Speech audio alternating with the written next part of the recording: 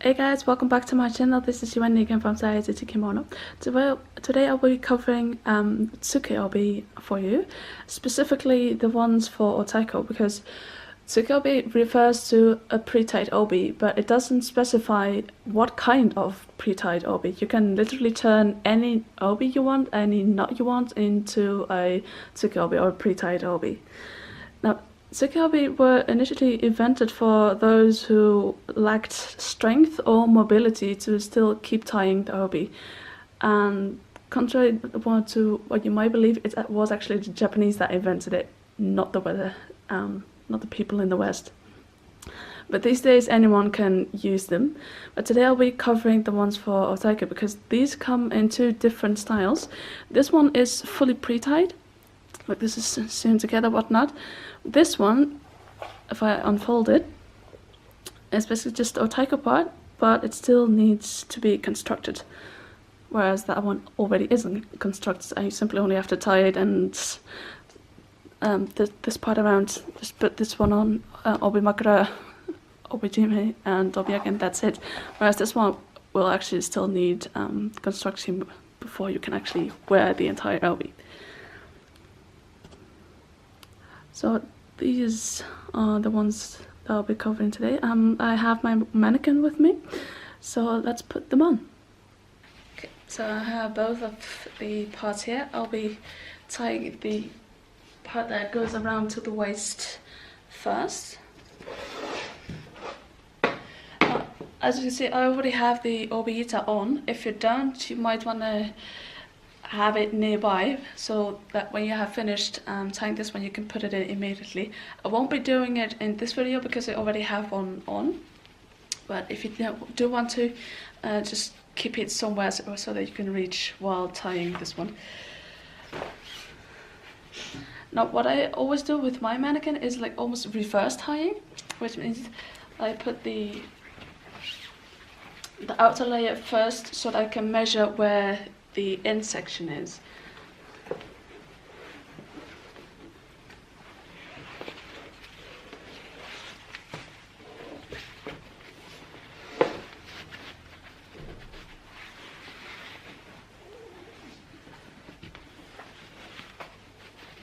So that one sits right here. So now I'm tying the obi for real.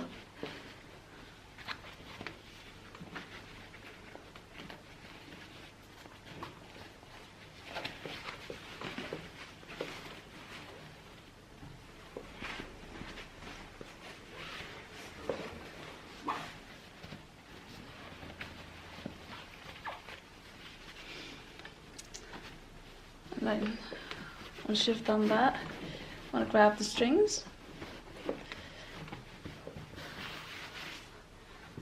on either side. So I have one here and one in the back. I just pull it tight and then simply tie it in the front.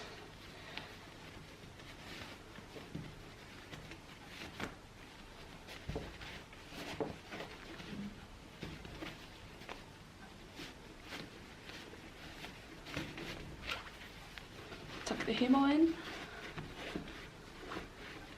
As you can see, the design is not exactly dead center. That's because I never really use this obi. So I'm not used to tying and figuring out how to get the design in the center.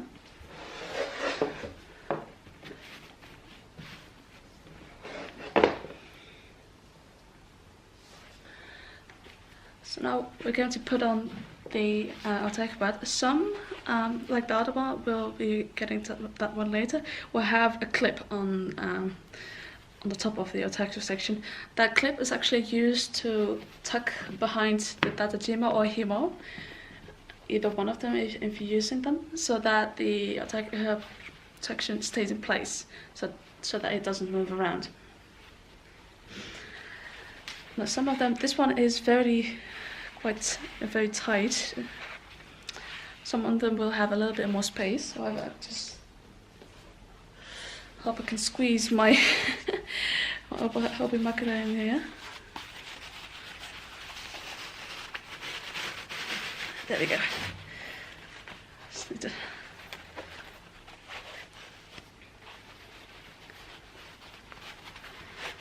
sometimes I just did it the wrong way. Okay, you can show that's all nice and centered, and then you simply place it above and tie the cords in place.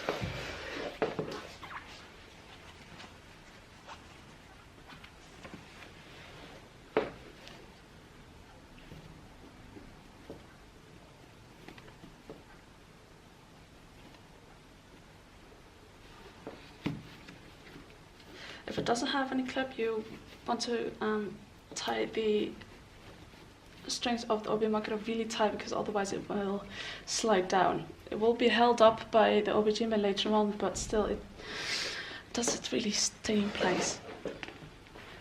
So now you have a loosely hanging Otaiko section, but just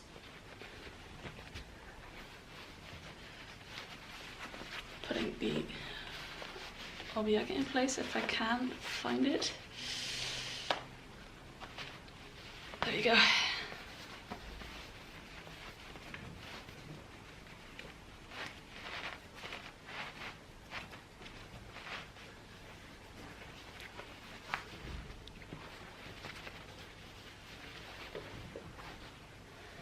Just temporarily tying them in place for now.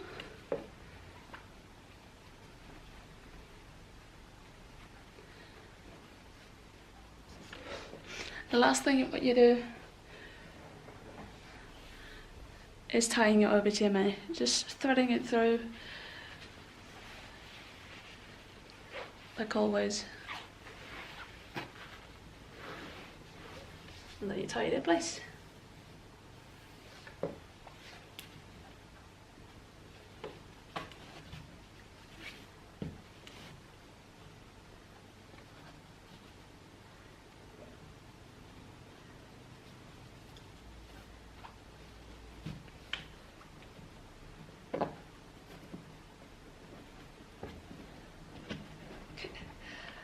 I'll quickly finish up the obiyage and I will show you the end result.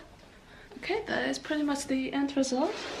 From the back, it looks like any ordinary tied obi. Doesn't look too much different than what you would usually have. So with this one being done, let's move on to the second one. Okay, starting out with the second one. As always, leaving that one for now. Going to continue with tying the first part that is going around the waist. Now, this one is a little bit different. This one actually has extra fabric, or extra part of obi, alongside one end. This is because this is actually the part that goes back into the Otaiko section, which the other one didn't have because it was already attached. So that makes it quite easy to remember which side goes on top rather than the other one, which doesn't have that. So it's a nifty thing. So I'm going to start out by one section and then wrapping it around twice.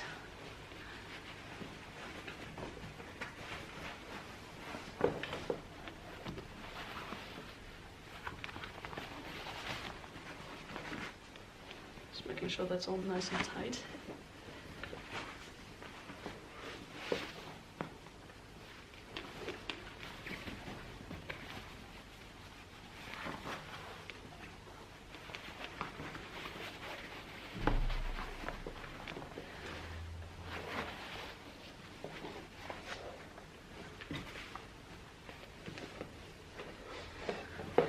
Just tighten and then simply tie the himo in the front.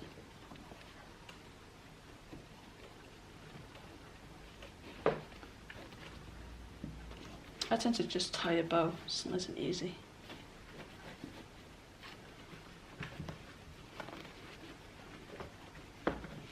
And if you want to use like a regular obita, this is where you would put it in. Just going to leave this one to the side. There you go.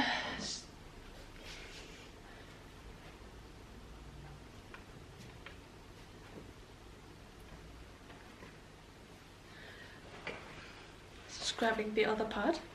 Now this is what I meant with that clip. It's just an easy clip. So that's the one you tuck in behind the part that you just tied.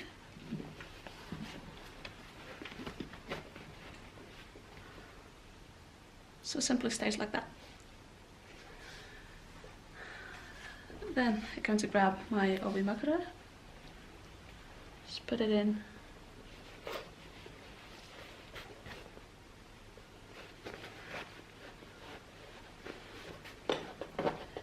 What I find is that the clip doesn't really stay that much. I tend to use an obi clip actually, and just leave the clip just sitting like it does normally.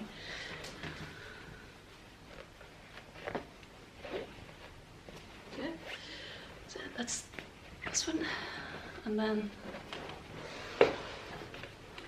I tie the strings in front again.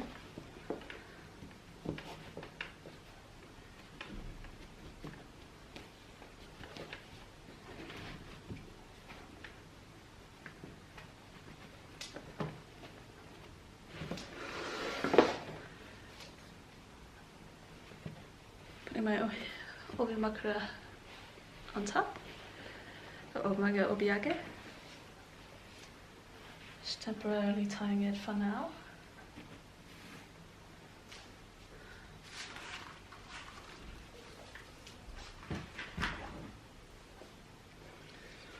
And then we'll be constructing the Otaiko part. See if I have an extra himo.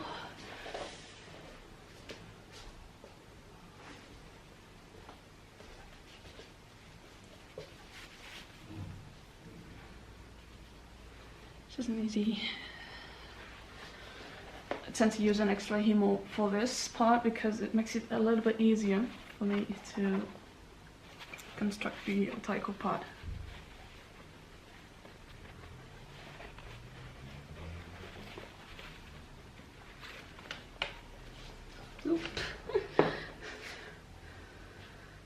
That's the one thing I don't like about these mannequins, they topple over so fast.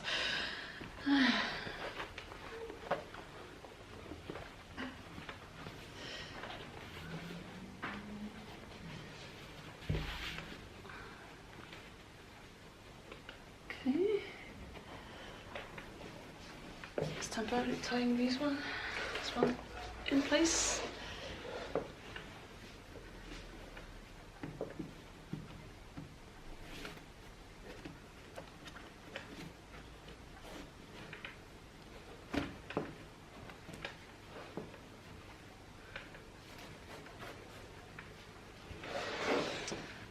So that is the basic Otaiko part constructed.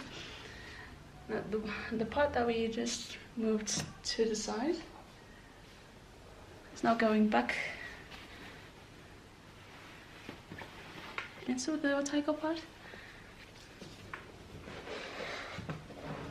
Just make sure that you put it not in front, but behind, like always.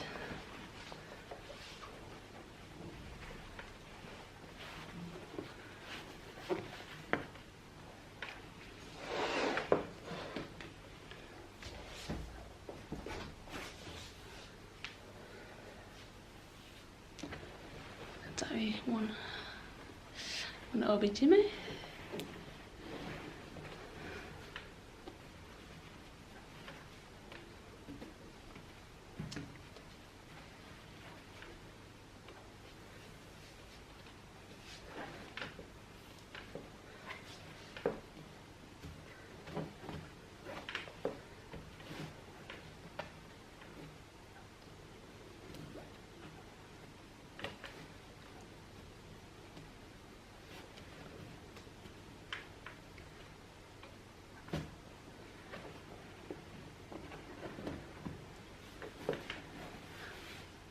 I'm removing the extra koshihimo. And I'll finish this one off and show you the end result. Okay, so this is the end result. This is how it looks from the back and then again from the front. Now that it's tied, you can't really distinguish it from any other obi, so that is generally the point of a tsukuri. So that's all I wanted to share with you today. I thank you very much for watching, and I hope I'll see you next time. Bye everyone!